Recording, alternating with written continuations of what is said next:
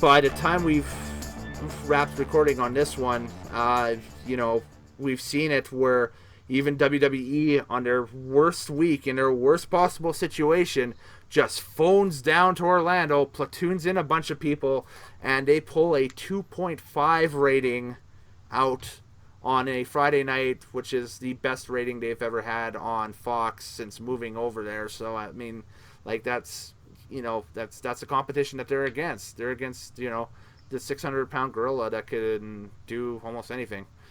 So I will admit I watched that Smackdown mm-hmm. just to see what kind of train wreck it would be, and it was, other than the first segment, it was fine. No, it was great, and I think that I'll get through it with this. I think that the NXT invasion was a storyline that they were going to launch anyway that night.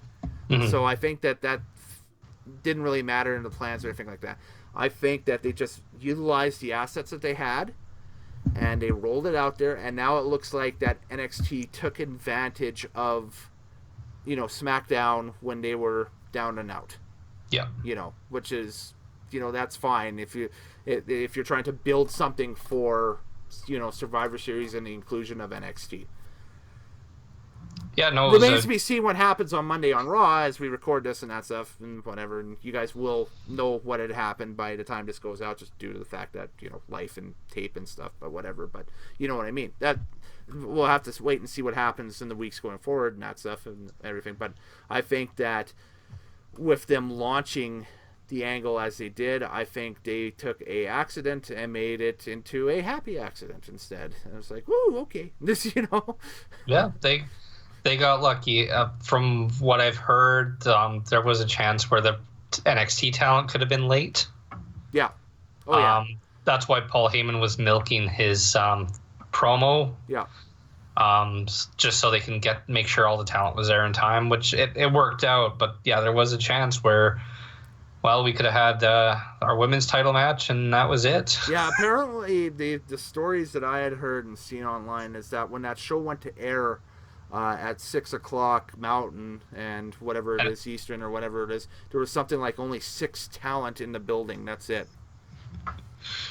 The women were there for their match, so Bayley, Sasha, and Nikki Cross were ready to go in case of whatever, and that's why that got moved up in the card. That should have been the main event, actually. Yeah, it was advertised as the main event for that SmackDown the week before.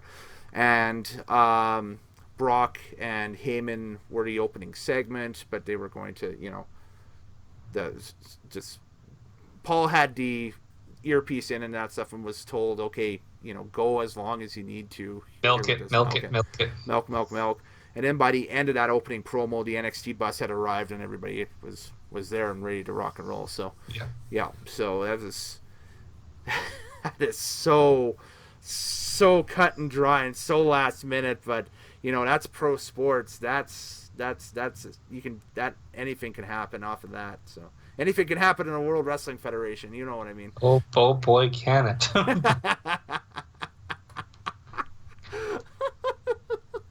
Oh man, yep, exactly. So, oh no, it was pretty wild. So I fought again. SmackDown on November 1st of 2019 again was the best SmackDown that they have had since moving to Fox, and probably the best SmackDown in a few months too. I think this has been one of the best ones they've had since WrestleMania, just because of the unpredictability of it, and just it was fun just seeing people get chances at things, right? So, or spots. we were saved from a Roman Reigns Baron Corbin match that was highly promoted.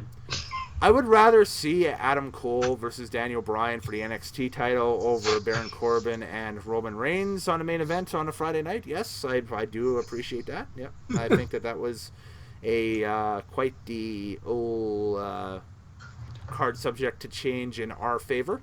We'll put it that way. And and that's that fine writing at the bottom of every wrestling flyer from the beginning of time. Card subject to change. And when that happens, sometimes it's bad, sometimes it's good. We just lucked out, and it was very, very good. Yeah. for all of us who are wrestling fans, and that's because the show actually became a lot more watchable with the talent that they had than what it normally is, which is weird. That Or also is it? doesn't say good things for people who have to watch SmackDown next week. Yeah, because I think they're probably going to bank what they were going to do this week to next week. So, Yeah. we anyway. Well, let alone that. Wait till Raw on Monday. Oh man. There's a lot of problems right now. Do you want to talk about it? Yes, we're in the WWE section. Let's go for it. So Saudi Arabia couldn't have gone worse. You're telling me.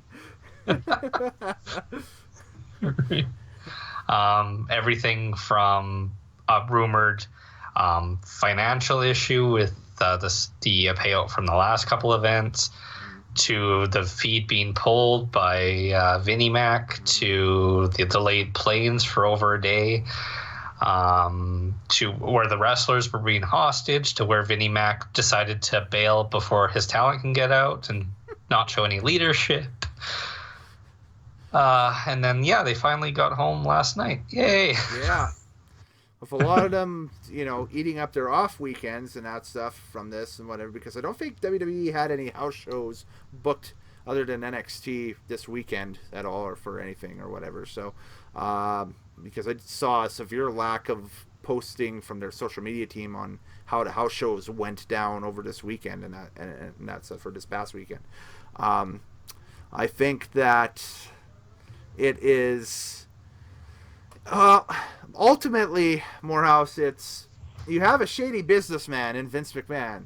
You have a shady businessman in the Saudi government. What happens when shady businessman meets shady businessman? You get shady business.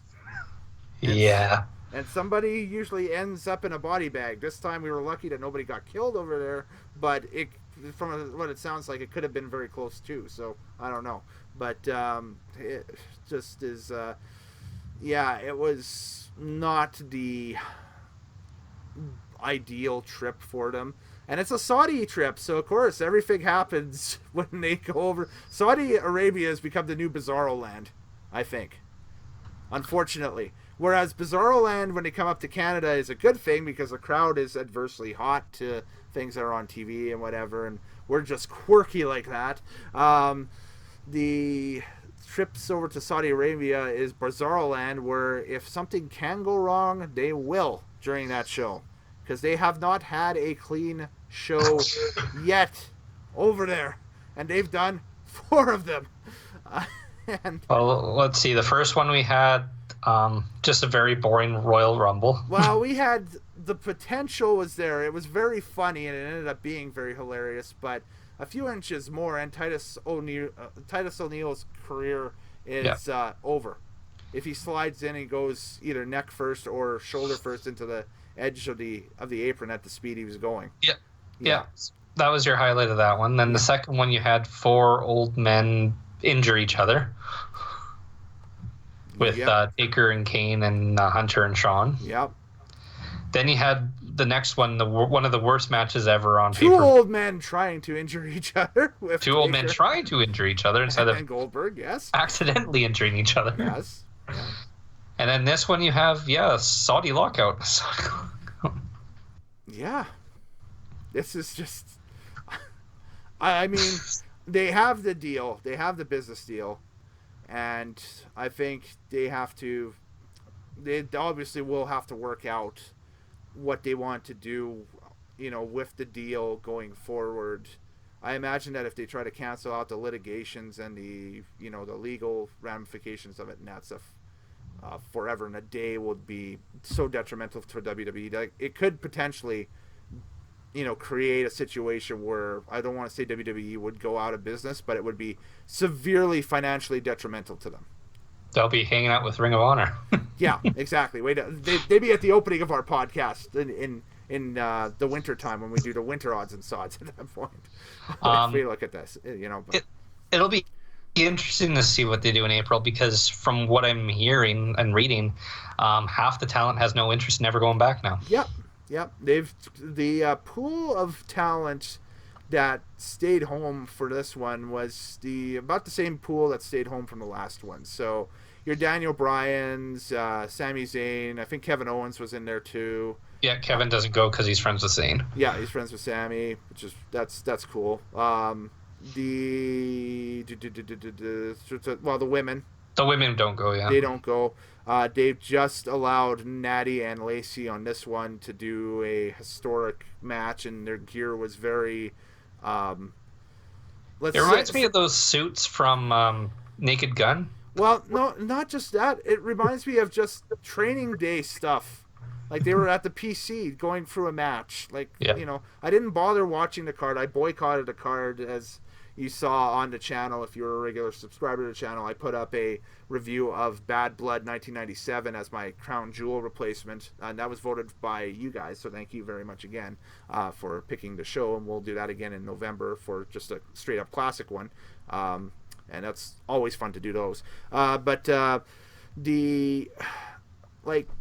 just the women's match. I saw highlights of it on Twitter, and it really, they just completely made them out to be like an exhibition skirmish, almost like jobbers.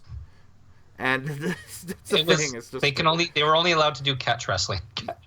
Almost, right? Yeah. It was a catch style wrestling match. Yeah, it was. Yeah, which is crazy, with a few high spots thrown in there, but I mean that's about it. I would hazard to guess. Like I said, I didn't bother watching the card at all or anything like that, but I just saw bits of that on Twitter. I saw the entirety of Velasquez Lesnar.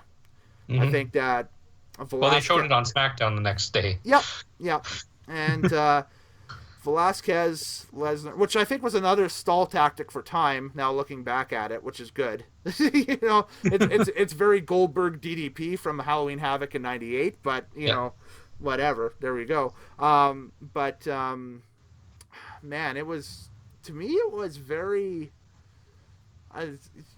Watching that match, Velasquez and Lesnar, I wasn't offended by it at all. In fact, I thought that it was they kept things amateur, almost like a MMA style vibe. I wouldn't mind seeing both of them go at it again, but this time in the States, you could throw a Ultimate Fight type deal with it. I'm saying bring back the Lions. I'm saying bring back the Lions Den for this one. Yes, bring back the Lions Den for Velasquez Lesnar too. We're gonna have to wait until Kane heals up though, because he's in horrible shape now. Yeah, that's what I heard. He got banged up pretty good. So. He's probably out for a couple months with a leg injury. Yeah. It was a knee issue or something, like his knee buckled in it or something like that. Yeah. So. Well, he was working with a bad knee to begin with. Yeah, and I think it finally decided to give way there and that stuff. Well, perhaps he'll finally get the surgery that he needs and that stuff, and he'll come back, because he was doing really well in AAA before, getting signed by WWE and that stuff. And I think listening to that After the Bell podcast that came out and everything, Triple H was saying that Velasquez wants to make this his thing now, kind of like how Rousey made it her thing. Yeah. So, that's kind of cool. And Rousey turned out to be, man, this new crop of UFC stars coming into WWE are tough as nails, because Rousey legit severed a finger in that WrestleMania match, and she walked off like it was nothing. Like, that's like, yeah, remember that was her day job at one time, was just working injured. Just a tough lady, just incredible. But man, I think that if they keep signing that caliber of UFC athlete over, I think that they're gonna have a good pipeline with potential mid card main event talent and that stuff. Shayna Baszler has been, I think, awesome in NXT. It's just that she's kind of stagnant right now as a champion, because she's so dominant as a champion that nobody has taken a belt off her.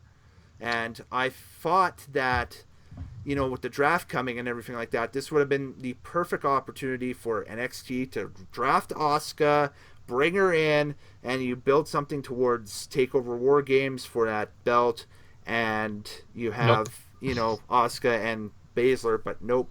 We got War Games with the women instead, which is still cool, but, it's not necessarily what I had envisioned in my universe mode, I guess, but whatever. I think they've made Baszler too dominant because you have to look at people who can realistically beat her, and I think only Ripley's in that position now. Mm-hmm. Well, build her up for WrestleMania weekend next year, and in Tampa, maybe Rhea gets the belt. Yeah, maybe. Maybe that's what you do. That's it. So.